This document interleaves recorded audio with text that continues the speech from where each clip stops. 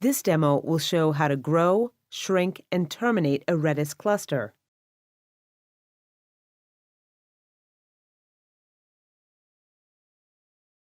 Start by clicking on the Launch Cluster button. Choose the Nova Availability Zone, provide the name, in this case Redis Cluster 1, choose the Redis data store, flavor, and volume size. Every instance in the cluster will be the same size. Choose a cluster of 3 nodes.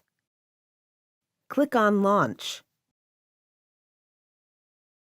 Once it has been created and is active, click on the name, which will provide details on how to access the cluster.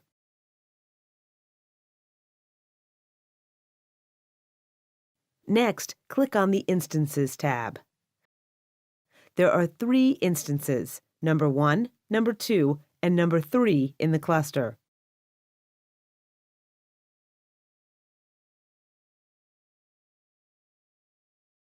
To grow a cluster, click on the Grow Cluster button, and then Add Instance. Now choose the flavor, volume size, and name.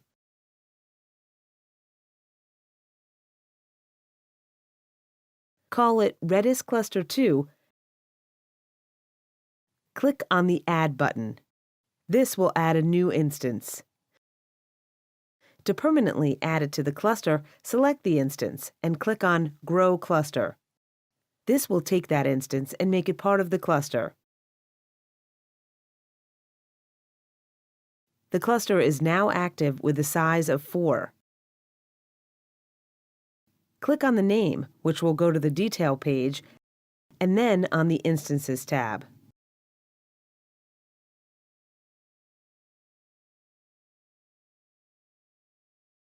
To shrink the cluster, choose the Shrink Cluster option.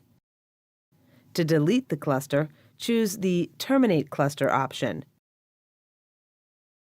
And that's how you grow, shrink, and terminate a Redis cluster.